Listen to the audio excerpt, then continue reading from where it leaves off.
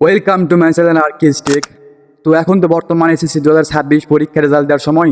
তো আপনারা কীভাবে এক ক্লিকে আপনারা পরীক্ষার রেজাল্ট দেখবেন আপনার, ঠিক আছে? তো চলুন ভিডিওটা শুরু করা যাক। তো ফার্স্ট অফ অল আপনারা এখান থেকে গুগল প্লে স্টোর অ্যাপসটি ওপেন করবেন। গুগল প্লে স্টোর অ্যাপসটি ওপেন করার পরে আপনারা এখান থেকে সার্চ অপশানে লিখবেন এসএসসি রেজাল্ট 2026 লেখার পরে এখান থেকে নিচের দিকে দেখতে পাচ্ছেন এই অ্যাপসটি আপনারা এখান থেকে ইনস্টল করে নেবেন, ঠিক আছে? করার পরে আপনারা এখান থেকে ওপেন অপশানে ক্লিক করবেন। ওপেন অপশানে ক্লিক করার পরে এখানে দেখতে পাচ্ছেন একটা অপশন রয়েছে এসএসসি রেজাল্ট, ঠিক আছে? আপনারা এখান থেকে ক্লিক করবেন। এখানে ক্লিক করার পরে অ্যাড আসলে অ্যাড ক্লোজ অপশানে ক্লিক করে কেটে দেবেন। কাটা দেওয়ার পরে আপনারা উপর দিকে দেখতে পাচ্ছেন এখান থেকে রেজাল্ট দেখুন, ঠিক আছে? আপনারা এই অপশানটিতে ক্লিক করবেন। এখানে ক্লিক করার পরে এখান থেকে নিচের দিকে দেখতে পাচ্ছেন ইবুট সার্ভার, ঠিক আছে? আপনারা এই অপশানটিতে সিলেক্ট করবেন। করার পরে একটু লোড হওয়ার পরে এখান থেকে দেখতে পাচ্ছেন এখানে প্রথমের নাম হলো বোর্ডের নাম, ঠিক আছে?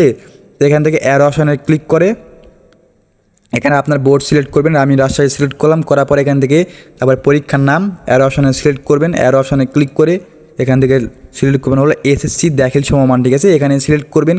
করার পরে আবারও এখানে নিচের দিকে পরীক্ষার সাল এখানে অ্যারো অপশানে ক্লিক করবেন। করার পরে এখানে 2026 সিলেক্ট করবেন। করার পরে এখান থেকে ফলাফলের ধরন আবার এখান থেকে অ্যারো অপশানে ক্লিক করবেন। করার পরে এখান থেকে একক বা বিস্তারিত ফলাফল এখানে ক্লিক করবেন। করার পর এখান থেকে নিচের দিকে দেখতে পাচ্ছেন এখান থেকে পরীক্ষার্থীর রোল নাম্বার, ঠিক আছে?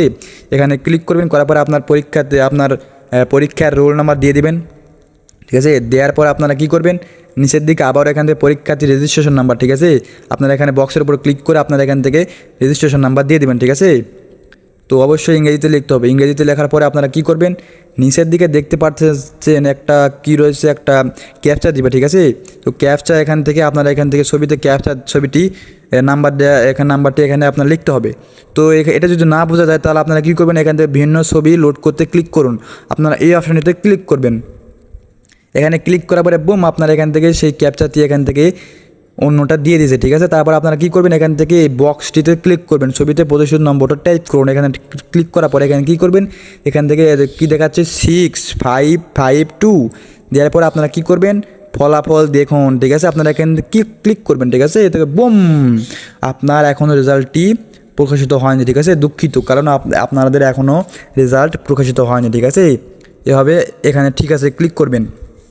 তো আরেকভাবে দেখা যায়, এখন ব্যাগ আসবেন। ব্যাগ আসার পরে এখান থেকে কী করবেন, উপর দিকে এখানে বোর্ড নির্বাচন করুন, ঠিক আছে? আপনারা এখান থেকে বোর্ড অপশানে ক্লিক করবেন। করার পরে আপনারা এখানে অসংখ্য বোর্ড পেয়ে যাবেন। আপনারা এখান থেকে কী করবেন, আপনাদের বোর্ড এখানে সিলেক্ট করবেন। আমি এখান থেকে রাজশাহী বোর্ড সিলেক্ট করলাম।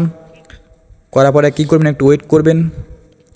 ওয়েট করার পরে নেট অনেক স্লো, বুঝতে পারছেন? নেট স্লো কারণে এখান থেকে একটু লোড হচ্ছে। লোড হওয়ার পরে দেখতে পাচ্ছেন আপনারা আবার এভাবে নিয়ে চলে আসবে।